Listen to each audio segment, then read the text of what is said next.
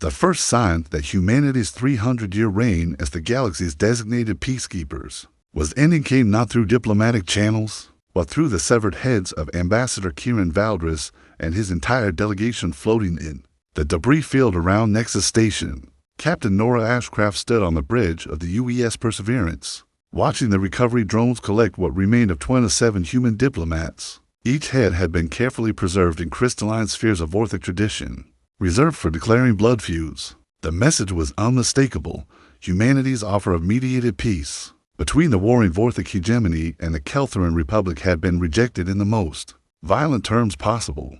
"Ma'am," Communications Officer Remy Holt's voice cracked as she spoke. "We're receiving broadcasts from 17 different systems. The Vorthic have declared humans abominations of peace and monsters who spread weakness like plague, Ashcraft's Jaw Titan.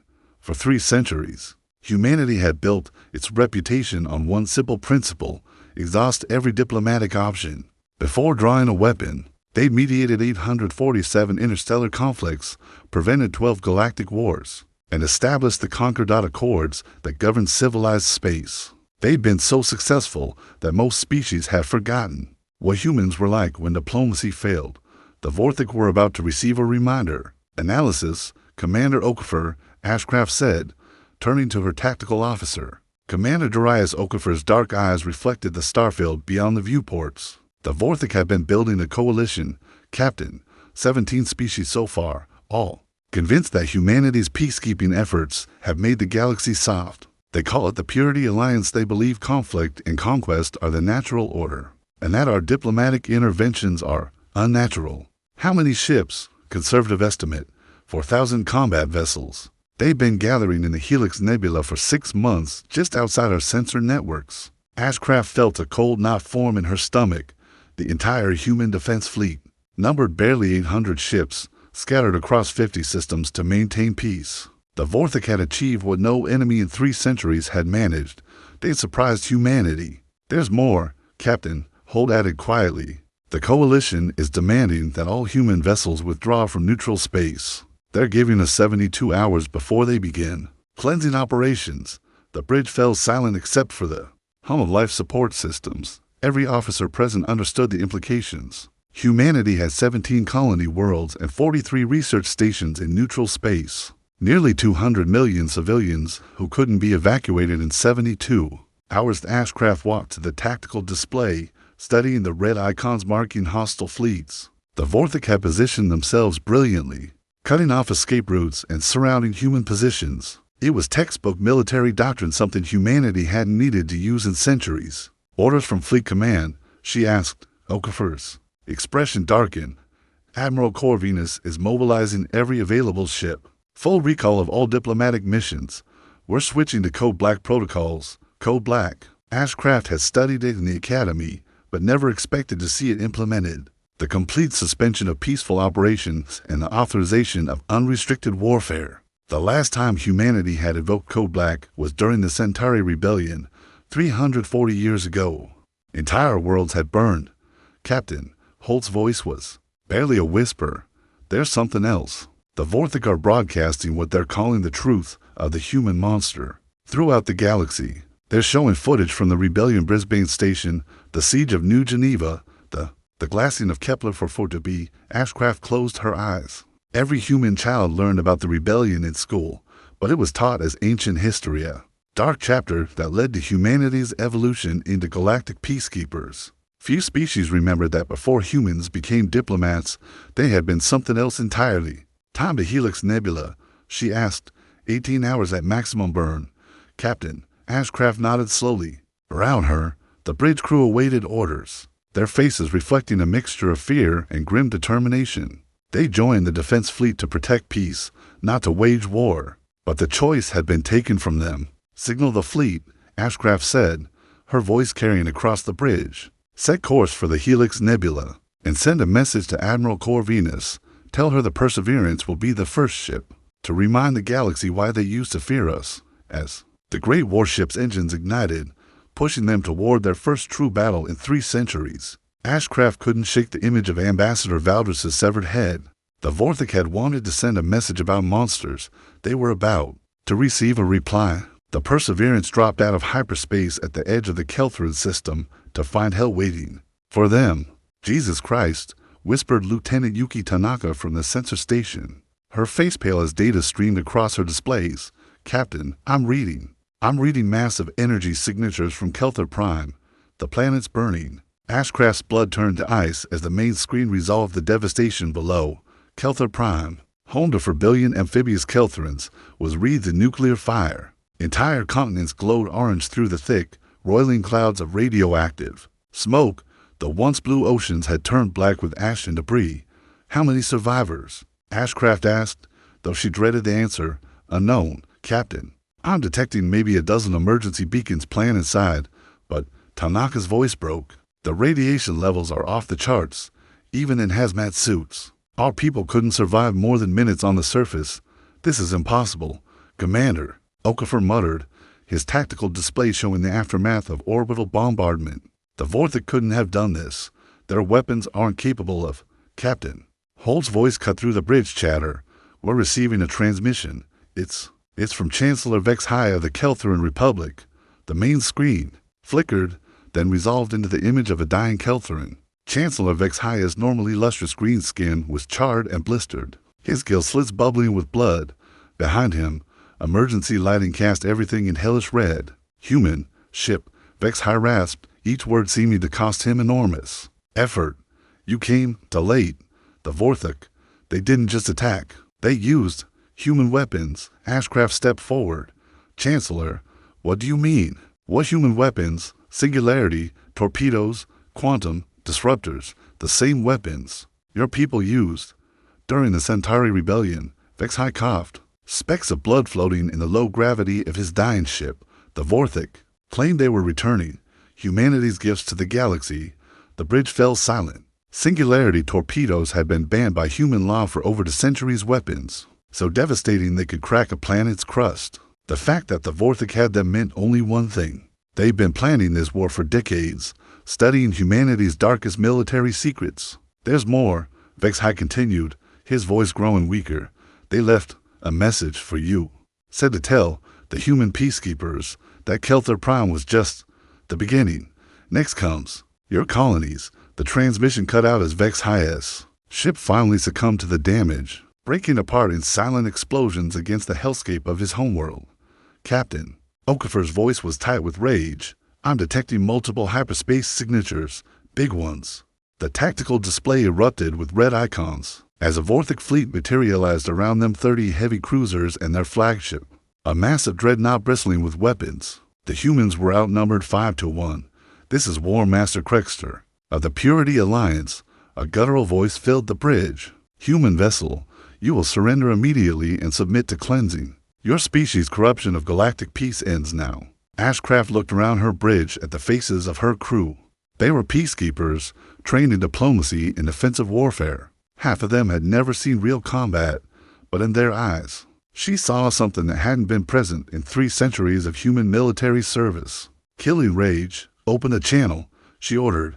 Channel open, Captain. Ashcraft stepped into the center of the bridge, her voice carrying the authority of 300 years of human military tradition. War Master Krexter, I am Captain Nora Ashcraft of the United Earth ship Perseverance. In accordance with the Concord Accords, I demand you withdraw from this system and submit to mediation. Harsh laughter echoed from the speakers. Mediation, look around you, human. Your precious accords died with Kelthar Prime. There will be no more of your weak words. No more of your pathetic peace. Only purity through strength. Very well, Ashcraft said quietly.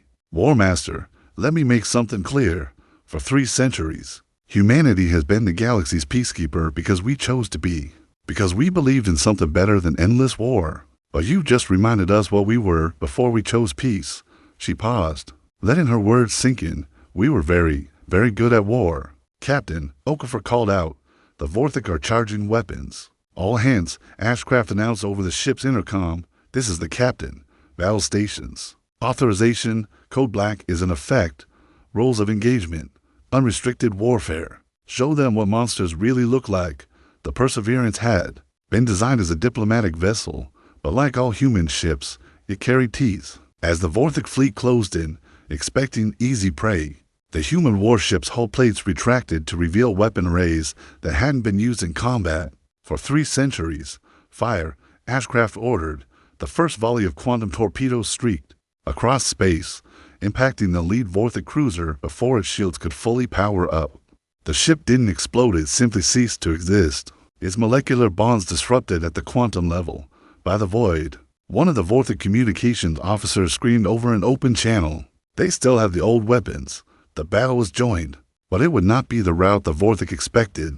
Humanity's long peace was ending, and with it, the galaxy's illusions about the true nature of Earth's children. The Perseverance shuddered as a Vorthic plasma barrage struck her starboard shields, the protective barrier fluctuating dangerously before stabilizing. Around her, space had become a deadly dance of energy beams and missile trails, but Captain Ashcraft's attention was fixed on the tactical display, showing 17 more Vorthic fleets moving toward human space. Status report.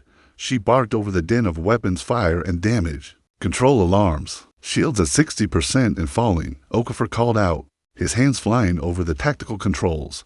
We've taken out 8 of their cruisers, but we're being hammered. The Defiant and Mercury are down to skeleton crews, and the Aurora is venting atmosphere. Through the chaos of battle, Holt's voice cut through. Captain, priority transmission from Admiral Corvinus. The Vorthic have hit Kepler Station in New Canaan. Civilian casualties are. They're in the millions. Ashcraft felt something cold and terrible settle in her chest. New Canaan was an agricultural world, home to 15 million farmers and their families. Kepler Station housed the galaxy's largest xenobiology research facility scientists, who dedicated their lives to understanding alien life, not fighting it. The enemy is targeting civilian installations exclusively, she realized aloud. They're not trying to defeat our military, they're trying to break our will. Captain, Tanaka's voice was strained. I'm detecting massive hyperspace distortions throughout human space. Whatever the Vorthic are planning, it's bigger than just these fleets. The main screen flickered as another priority transmission came through. Admiral Elena Corvinus appeared, her usually immaculate uniform torn and bloodied, the bridge of the flagship Indomitable sparking with electrical fires behind her. All ships, this is Admiral Corvinus. The Vorthic have activated sleeper agents throughout the galaxy. Every species that ever resented our peacekeeping efforts is joining their alliance. We're facing a coordinated assault on 43 systems simultaneously. Ashcraft's heart sank. This wasn't just a war, it was a carefully orchestrated genocide. The Senate has authorized full reactivation of the Arsenal worlds. Corvinus continued, her image distorting as her ship took another hit. Project Damocles is online. All vessels are to implement Directive Black 7, Total Warfare Protocols. The gloves are off. People, show them why our ancestors conquered half the galaxy before they chose peace. The transmission ended, leaving the bridge in stunned silence. Everyone knew about the Arsenal worlds. In theory, 7 planets converted into massive weapons factories during humanity's expansion wars, then sealed and hidden when the peace accords were signed. Project Damocles was even more legendary, the theoretical battle plans for waging unrestricted war against multiple alien species simultaneously. Captain, Okafor's voice was grim, the Vorthic flagship is hailing us again. Ashcraft nodded. On screen, War Master Krexter appeared, his reptilian features twisted with savage satisfaction. Behind him, the bridge of his dreadnought was decorated with the preserved heads of various alien species trophies of his campaigns. Enjoying your taste of true warfare, human, Krexter hissed. Your pitiful fleet is scattered, your colonies burn, and your civilians die screaming. This is what strength looks like, not your pathetic words and negotiations. You're making a mistake, War Master, Ashcraft replied, her voice deadly calm. You think this is strength, murdering farmers and scientists, attacking research stations? I think this is cleansing, Krexter snarled. The galaxy will thank us when your poisonous influence is finally. His words were cut off as the tactical display exploded with new contacts, hundreds of them dropping out of hyperspace in perfect formation around the battlefield. Captain, Tanaka whispered, those aren't Vorthic ships. The newcomers were sleek, black vessels that seemed to absorb light rather than reflect it. At their head was a ship larger than anything in either fleet, a kilometer-long nightmare of angular death that radiated menace like heat from a star. This is Dreadnought Commander Marcus Kellen of the Use Ragnarok. A new voice cut through the communication chaos. The speaker's tone was flat. emotionless, utterly professional. All human vessels withdraw to safe distance. Arsenal Fleet designation. Omega is assuming tactical command. Ashcraft felt her blood turn to ice. She'd read about Marcus Kellen in history books, one of humanity's greatest military minds. During the expansion wars, believed dead for over 2 centuries, if he was alive, if the Arsenal worlds were really being reactivated, War Master Crexter, Kellen's voice continued, you have initiated hostilities against the human commonwealth and its protected territories. You have murdered civilians and committed acts of genocide. In accordance with the Terran Military Codex, you and your forces are designated as unlawful combatants to be eliminated without quarter. The Vorthic War Master's expression shifted from savage triumph to uncertainty. Human, your threats mean nothing. We outnumber your pathetic. Correction, Kellen interrupted. You outnumbered our peacekeeping forces. You are about to face our military forces. There is a significant difference. The Ragnarok's weapon arrays powered up, and space itself seemed to recoil from the energy signatures around the massive ship. The Arsenal Fleet assumed attack formation with mechanical precision. Final warning, War Master. Surrender unconditionally or face the consequences. Crexter's reply was a roar of rage and a command to his fleet to open fire. It was the last mistake he would ever make. The Arsenal Fleet's response wasn't warfare, it was physics. Reality-warping weapons that humanity had built during their darkest period turned the Vorthic formation into expanding clouds of subatomic particles. Ships that had seemed unstoppable moments before simply ceased to exist, their atoms scattered across light years of space. In less than 30 seconds, 31 Vorthic vessels were reduced to cosmic dust. Only Crexter's flagship remained, held in place by a tractor beam array that defied known physics. Captain Ashcraft. Kellen's voice was as cold as the void between stars. Prepare to receive detailed intelligence on enemy positions. The real war is about to begin. The interrogation chamber aboard the Ragnarok was a stark contrast to the diplomatic meeting rooms Ashcraft was accustomed to. Bare metal walls, harsh lighting, and restraint. Systems that looked more like medieval torture devices than modern technology. War Master Crexter hung suspended in the center, his reptilian form held motionless by energy fields that pulsed with each labored breath. Fascinating, Commander Kellen observed, circling the captured alien like a predator studying wounded prey. The Vorthic nervous system responds to quantum disruption fields in ways we never anticipated. During the expansion wars, Ashcraft felt sick watching the interrogation, but she couldn't deny its effectiveness. In the past hour, Crexter had revealed the locations of 17 hidden Vorthic fleets, the identities of their alien allies, and most importantly, the source of their stolen human weapons. The weapons caches. Crexter gasped, his voice distorted by pain. Hidden in the Orpheus Nebula. Your own people sold them to us. Kellen paused, his augmented eyes clearly cybernetic replacements focusing with mechanical precision. Explain. Human traitors call themselves the Prometheus Collective. Said humanity had grown weak, wanted to see your species return to its true nature. The temperature in the room seemed to drop several degrees. Ashcraft had heard whispers of the Prometheus Collective extremist humans, who believed the peacekeeping era was a betrayal of humanity's destiny. She dismissed them as fringe fanatics. Names, Kellen demanded, his voice carrying the weight of centuries. Crexter's laugh was a wet, joking sound. Admiral Regina Voss, General Torres. They wanted to prove that peace was an illusion. Ashcraft's world tilted. Admiral Voss had been her mentor at the Academy, the woman who taught her the humanities' greatest weapon was its ability to find common ground with any species. The thought that Voss had orchestrated this genocide was almost incomprehensible. Captain. Kellen turned to her, his expression unreadable. You knew these individuals. It wasn't a question. Of course the Arsenal worlds would have complete intelligence files on every human in the defense fleet. Admiral Voss was. She was like a mother to me, Ashcraft admitted. She taught me everything about diplomacy, about finding peaceful solutions. Then you understand the depths of this betrayal, Kellen replied. The Prometheus Collective hasn't just armed our enemies, they've manipulated them into triggering humanity's return to unrestricted warfare.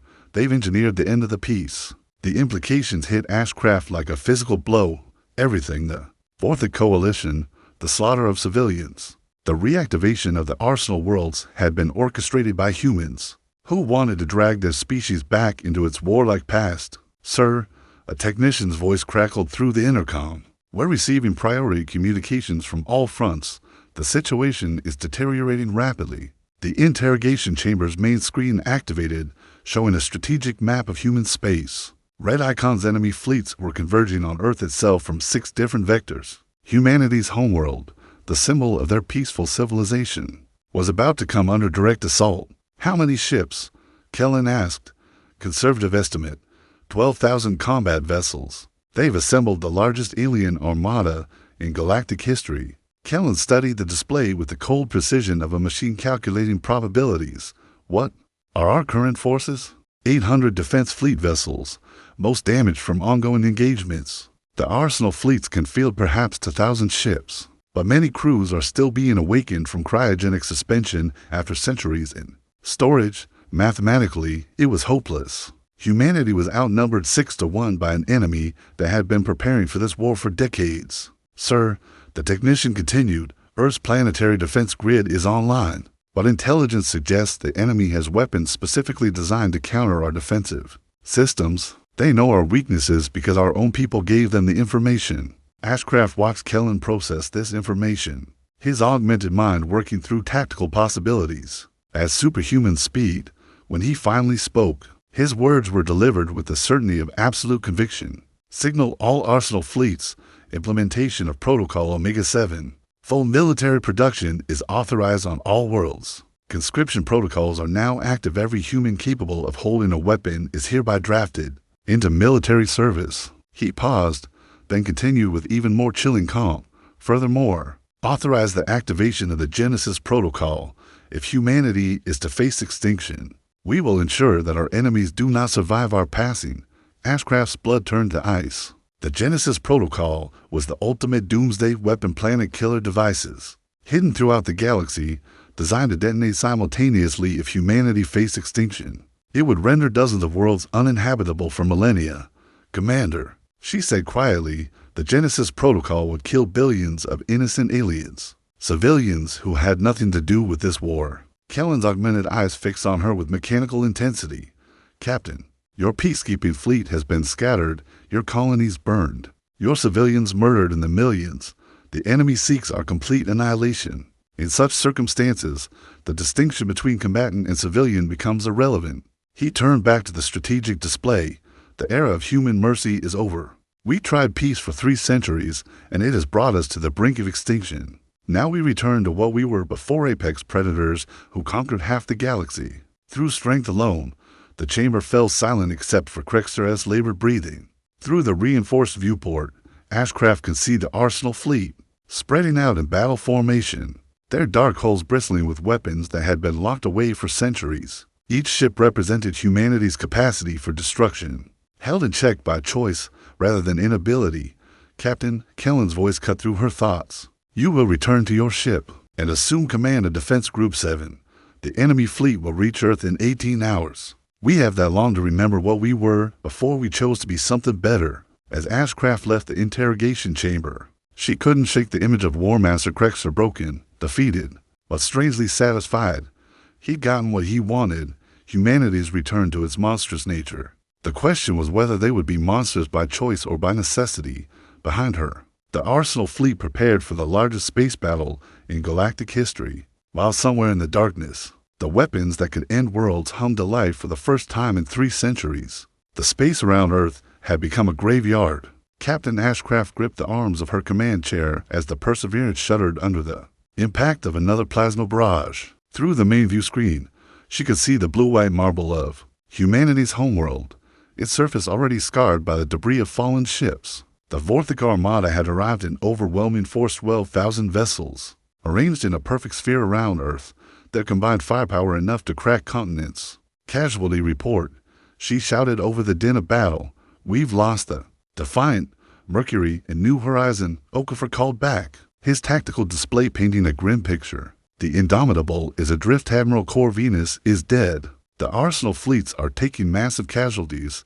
Through the chaos of the battle, Ashcraft could see the sleek black forms of the Arsenal ships, engaging the enemy at point-blank range. The Ragnarok stood at the center of the formation, its reality warping weapons carving through alien ships like a scythe through wheat. But for every enemy vessel destroyed, two more seemed to take its place. Captain Holt's voice was strained. I'm receiving distress calls from Luna Base. The enemy has broken through the defensive perimeter. They're bombarding the civilian shelters. Ashcraft's heart clenched. Luna Base housed 3 million people, researchers, families, children who'd never known anything but humanity's peaceful era. The thought of them dying in the cold vacuum of space filled her with a rage that bordered on madness. All ships, this is Captain Ashcraft. She broadcast on the fleet frequency. Defense Group 7 is moving to support Luna Base. Follow my lead, and her words were cut off as a Vorthic dreadnought materialized directly in front of them, its massive bulk blocking out the stars. The alien ship's weapons arrays glowed with lethal energy. Evasive maneuvers, HFY yelled. But it was too late. The dreadnought's main batteries fired, sending torrents of coherent plasma toward the Perseverance.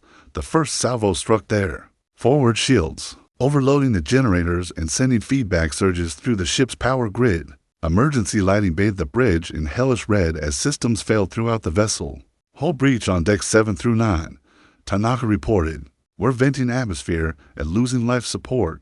Ashcraft forced herself to remain calm despite the chaos around her. Return fire, all batteries. Target their weapon systems. The Perseverance's quantum torpedoes lanced out, impacting the Vorthic ship's shields in brilliant flashes of annihilation. But the enemy vessel was massive, its defensive systems absorbing punishment that would have vaporized a smaller ship. Direct hit on their port weapons array, HFY announced. But they're still coming. Through the tactical display, Ashcraft could see the broader battle unfolding with horrific clarity. The combined human fleet was being systematically destroyed, their ships torn apart by overwhelming firepower. Even the mighty arsenal vessels were taking crippling damage, their advanced technology no match for sheer numbers. Captain Holt's voice was barely audible over the sound of secondary explosions. Transmission from Commander Kellen aboard the Ragnarok. The main screen flickered, showing Kellen's scarred face framed by sparks and smoke behind him. The Arsenal ship's bridge was a scene of controlled chaos as damage control teams fought to keep the vessel operational. All remaining ships. Kellen's voice was as cold as ever, despite the blood running down his face. Prepare for Implementation 7. We cannot hold Earth against these numbers. Ashcraft felt ice form in her veins. Implementation 7 was the final protocol, the complete destruction of Earth. Rather than allowing it to fall to enemy hands, it would mean the deaths of 8 billion humans, but it would also deny the Vorthic their ultimate prize. Sir, she transmitted back, there has to be another way. There are still billions of civilians on the surface. Kellen's augmented eyes seemed to look right through her. Captain, the enemy has deployed bioweapons in their bombardment. The surface population has perhaps 6 hours before the atmosphere becomes lethal. We can give them a clean death instead of a slow one. The implications hit her like a physical blow. The Vorthic weren't just trying to conquer Earth, they were trying to terraform it for their own use, making it uninhabitable for human life. All ships, Kellen continued, withdraw to minimum safe distance. Genesis protocol activation in T-10 minutes. Around them, the surviving human vessels began falling back from Earth, their crews knowing they were about to witness the death of their homeworld. The Vorthic, sensing victory, pressed their attack even harder, their ships racing to establish orbital dominance before the humans could wait. Ashcraft said suddenly, studying her tactical display, Commander, look at their formation. They're not trying to destroy Earth, they're trying to capture it intact. Kellen's image paused. His enhanced mind processing this new information explained their bombardment pattern. The bioweapons they're designed for conquest, not annihilation. If we detonate the Genesis devices, we deny them their prize. But if we don't, she took a deep breath, they'll have to fight us for every meter of ground. Captain, Kellen's voice carried a note of something that might have been approval. Are you suggesting we make them pay in blood for what they're trying to steal? I'm suggesting we show them what humans are really capable of when we're fighting for our home. The communication channel fell silent for a long moment. When Kellen spoke again, his words carried the weight of humanity's future. Genesis protocol suspended. All ships, prepare for close quarters engagement. We're going to make these bastards earn their victory. The Perseverance wheeled around, her engine screaming as she dove back into the heart of the alien fleet. Around her, The remnants of humanity's once peaceful armada followed suit, their crews ready to sell their lives as dearly as possible. The real battle for Earth was about to begin. The bridge of the Perseverance shook violently as another Vorthic cruiser exploded against their hull, its death throes taking out their portside weapons array. Captain Ashcraft tasted blood where she'd bitten her tongue, but her focus remained fixed on the tactical display showing the desperate battle for Earth's orbital space. Hull integrity at 23%, HFY reported, his uniform torn and bloody from a console explosion minutes earlier. We've lost main engines and most of our weapons. We're effectively dead in space. Through the main view screen, Ashcraft could see the Ragnarok listing badly. Its sleek black hull split open like a broken bone. Commander Kellen's flagship was still fighting, but barely, its reality warping weapons firing in sporadic bursts as its crew struggled to keep power to critical systems. Captain Tanaka's voice was tight with despair. I'm reading massive energy signatures from the Vorthic command ships. They're preparing for final bombardment of the surface. The tactical display showed the horrible truth. The alien fleet had achieved orbital dominance. Earth's planetary defense grid was offline, its installations reduced to glowing craters. The surviving human ships, less than 50 vessels, from an original force of nearly 3,000, hung in space like broken toys, their hulls venting atmosphere and debris. Sir, Hull said quietly, we're receiving a transmission from the surface. General Martinez at NO or AD command. The main screen flickered, showing the weathered face of General Carmen Martinez in what was clearly an underground bunker. Behind her, emergency lighting cast everything in harsh shadows, and the sound of distant explosions provided a grim backdrop. All ships, this is NO or AD command. Surface-to-orbit missiles are exhausted. Planetary shields are down. We estimate 6 hours before the bioweapons make the atmosphere unbreathable. Martinez paused, her expression grim but determined. We're initiating Continental Defense Protocol. Every human on Earth is being armed and given basic combat training. If these bastards want our world, they're going to have to take it 1 meter at a time. The transmission cut out, leaving the bridge in stunned silence. Continental Defense Protocol meant exactly what it sounded like: turning Earth's entire population into a guerrilla army. Men, women, teenagers. Anyone capable of holding a weapon would be given the tools to resist occupation. Captain HFY's voice was hoarse. The Vorthic are hailing us. On screen, the image that appeared was one Ashcraft would remember for the rest of her life, however long that might be. A massive Vorthic stood in what was clearly a command center, his reptilian features twisted with savage triumph. Behind him, holographic displays showed the smoking ruins of human cities. I am Supreme War Master HFY, the alien announced, his voice carrying the authority of absolute victory. Human defenders, you have fought well, but uselessly. Your fleet is destroyed.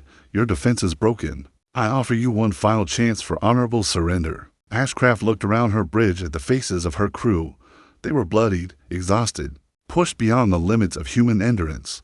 But in their eyes, she saw something the Vorthic had never understood: the absolute refusal to yield that had driven humanity across the stars. Open a channel, she ordered. Channel open. Captain Ashcraft stood, her uniform torn and stained with blood, her voice carrying the authority of 3 centuries of human military tradition. Supreme War Master HFY, I'm Captain Nora Ashcraft. You want to know about surrender? Let me tell you about humanity's relationship with that concept. She gestured toward the tactical display showing Earth. 300 years ago, we could have conquered half the galaxy. We had the weapons, the ships, the will to dominate every species we encountered. But we chose peace instead. We became diplomats, mediators, peacekeepers. Do you know why? HFY's expression shifted slightly, uncertainty flickering across his reptilian features. Because we were tired of being monsters, Ashcraft continued. But you've reminded us what we were before we chose to be something better. And now you want us to surrender. She smiled, and it was not a pleasant expression. Supreme War Master, you've made one critical error in your calculations. You assumed that because we chose peace, we had forgotten how to wage war. You're about to learn how wrong you are. Captain, Holt whispered urgently. I'm detecting massive hyperspace signatures. Something big is coming. The tactical display exploded with new contacts, not dozens, but hundreds of them. Sleek vessels materialized in perfect formation around Earth. their hulls bearing the insignia of the Arsenal Worlds. But these weren't the familiar black ships of the military fleets. These were silver. This is Fleet Admiral Helena Voss aboard the UES Prometheus. A familiar voice cut through the communication chaos, and Ashcraft's blood turned to ice. All Vorthic vessels, you have 30 seconds to surrender unconditionally. The betrayer had returned. Impossible, the cover snarled. Admiral Voss is dead. The Prometheus Collective was destroyed. The Prometheus Collective was a deception. Voss replied, her voice carrying the cold authority of someone who had orchestrated events on a galactic scale. As was my supposed betrayal. Did you really think humanity would entrust the location of our most devastating weapons to actual traitors? Ashcraft stared at the main screen in shock as the implications became clear. The entire war, the Vorthic Coalition, the stolen weapons. Even the apparent human betrayal had been an elaborate trap. You see, War Master, Voss continued, we needed to know who our real enemies were. We needed to draw them into the open, make them reveal their full strength. And we needed to give them enough confidence to attack our homeworld directly. The Silver Fleet assumed attack formation, their weapon arrays powering up with energy signatures that made reality itself seem to bend. These weren't the Arsenal ships. These were something else entirely, something that had been hidden even from humanity's own military forces. The weapons you stole were real, Voss explained, her voice now broadcast on all frequencies. But they were also bait.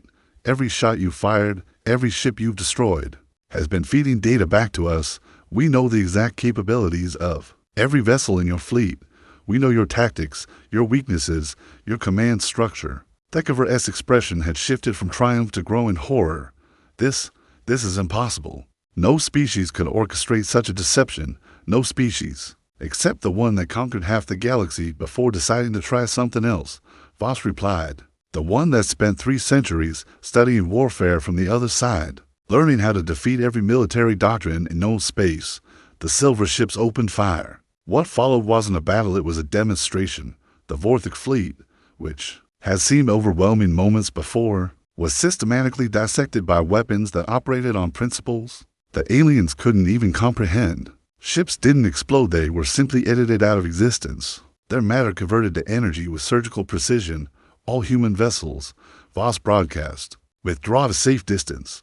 Operation Looking Glass is entering final phase. Ashcraft watched in stunned amazement as the massive alien armada was reduced to scrap metal and radiation. In less than 10 minutes, the precision was almost artistic. Every shot calculated to minimize collateral damage while maximizing psychological impact. When it was over, only Thecaver's command ship remained, held in place by tractor beams that defied known physics. Captain Ashcraft, Voss's voice came through on a private channel. Please report to the Prometheus immediately. We have much to discuss. As the Perseverance's shuttle bay doors opened to receive her, Ashcraft couldn't shake the feeling that she was about to learn truths that would change everything she thought she knew about humanity's place in the galaxy. The conference room aboard the UES Prometheus was unlike anything in Ashcraft's experience. The walls were transparent aluminum, offering a panoramic view of Earth and the debris field that had once been the Vorthic Armada. At the center of the room sat Admiral Helena Voss, not the broken traitor Ashcraft had expected, but a woman who radiated the quiet confidence of someone who had just orchestrated the most complex military deception in galactic history. Please, sit, Voss said, gesturing to a chair across from her. I imagine you have questions. Ashcraft remained standing, her anger and confusion battling with military discipline. Admiral, with respect, I've spent the last week believing you were a traitor who'd orchestrated the deaths of millions of humans. I think I'm entitled to more than questions. Voss nodded slowly. You are, and you'll have answers. But first, look out there. She indicated the viewport showing Earth. What do you see? Ashcraft followed her gaze. Beyond the debris field, she could see the blue-white marble of humanity's homeworld, scarred but intact. Rescue ships were already moving toward the damaged vessels, their holds full of medical supplies and repair crews. I see a world that almost died because of your games, Ashcraft said bitterly. I see a world that's now safer than it's been in 3 centuries, Voss replied. Captain, what we've done here will resonate throughout the galaxy for millennia. Every species that has ever considered challenging humanity will now know exactly what we're capable of when truly threatened. She activated a holographic display showing the galactic political map. For 300 years, we've been the galaxy's peacekeepers, respected, but not feared. That made us a target for anyone who thought they could take advantage of our restraint. The display shifted, showing the formation of the Vorthic Coalition, 17 species. All convinced that humanity had grown soft, they believed our commitment to peace was weakness, that we'd forgotten how to fight. They were planning not just to defeat us, but to enslave or exterminate our entire species. Ashcraft felt her anger begin to cool as the strategic picture became clear. So you gave them exactly what they expected to see, a humanity divided against itself, Voss confirmed, traitors selling advanced weapons to our enemies, confirming their belief that we were weak and fractured. We fed them intelligence about our obsolete defensive systems, our limited fleet strength, our pacifist population. The holographic display showed the true scope of the deception. Hidden shipyards, concealed weapon development programs, an entire shadow military that had operated in secret for centuries. The arsenal worlds were never shut down, Ashcraft realized. They were just hidden. Along with 90% of our actual military capability, Voss confirmed, the defense fleet you served in was real. Captain, your missions, your dedication to peace, all of it was genuine. But it was also cover for the largest military deception in galactic history. She stood, moving to the viewport where the wreckage of alien ships drifted like metallic snow. We needed our enemies to reveal themselves completely, to commit their full strength to an attack they believed would succeed. And we needed our own people to fight with genuine desperation, to sell the illusion that we were truly on the brink of defeat. The casualties, Ashcraft said quietly, the civilians who died, they weren't part of your plan. Voss's expression darkened. No, they weren't. Every human life lost in this war weighs on my conscience, but the alternative was the complete extermination of our species. The Vorthic weren't planning conquest, they were planning genocide. She activated another display, showing bioweapon deployment patterns across human space. The atmospheric toxins they released weren't designed to kill quickly. They were designed to cause a slow, agonizing death while transforming our worlds into suitable environments for Vorthic physiology. They intended to terraform every human world with our own bodies as fertilizer. The scope of the alien plan was staggering, not just military conquest, but biological warfare designed to erase humanity from existence while stealing their worlds. So, you let them believe they were winning, Ashcraft said, understanding finally dawning. You let them commit to a battle they couldn't retreat from, and now they're broken, Voss replied. Not just the Vorthic, but their entire coalition. Every species that joined them has seen what happens when humanity stops holding back. The survivors will carry that message to every corner of the galaxy. Through the viewports, Ashcraft could see the interrogation barge that held the surviving Vorthic command staff, including Supreme War Master HFY. The alien, who had been so confident hours earlier, now faced a future as a prisoner of the species he tried to exterminate. What happens now? Ashcraft asked. Now, we return to being peacekeepers, Voss said simply, but with a difference. Every species in the galaxy now knows that our commitment to peace is a choice, not a weakness. They have seen what we were before we chose to be something better, and they'll remember. She turned from the viewport, her expression thoughtful. For 3 centuries, we've proven that humans can choose peace over war, diplomacy over destruction. But sometimes, Captain, peace can only be preserved through the credible threat of overwhelming violence. The old saying, Ashcraft murmured, if you want peace, prepare for war. Exactly. And now the galaxy knows we never stop preparing. Voss moved to the door, then paused. Captain, I'm recommending you for promotion to Admiral. The defense fleet will need new leadership as we transition back to peacekeeping operations. Admiral, Ashcraft said as Voss reached the door. One more question. How long have you been planning this? Voss smiled, and for the first time, it reached her eyes. Captain, we've been planning this since the day we signed the first peace treaty. Humanity learned a long time ago that the price of peace is eternal vigilance. We just learned to be very, very good at hiding how vigilant we were being. Hours later, Ashcraft stood on the observation deck of the Perseverance, watching Earth turn slowly in the void. The planet bore scars from the battle, but it endured, survived, thrived, even as rescue and reconstruction efforts spread across its surface. A new message was already spreading through the galactic communication networks carried by the few alien survivors of the battle. Humanity offers peace to all who desire it, but to those who mistake mercy for weakness, who confuse diplomacy with defenselessness, who believe that kindness equals frailty, remember what happened to the Vorthik. They had called humans monsters, but monsters don't spend 3 centuries building peace. Monsters don't offer diplomacy before deploying weapons. Monsters don't agonize over civilian casualties or weep for fallen enemies. But monsters also don't survive when they threaten humanity's children. The galaxy had been reminded of an ancient truth. The most dangerous predator is the one that chooses not to hunt. And humanity's choice to be peacekeepers rather than conquerors made them the most dangerous species in the galaxy, not despite their mercy, but because of it. The war was over. The peace would endure, and in the depths of space, hidden shipyards continued their quiet work, preparing for threats not yet imagined. After all, the price of peace was eternal vigilance, and humanity had learned to pay that price very, very well.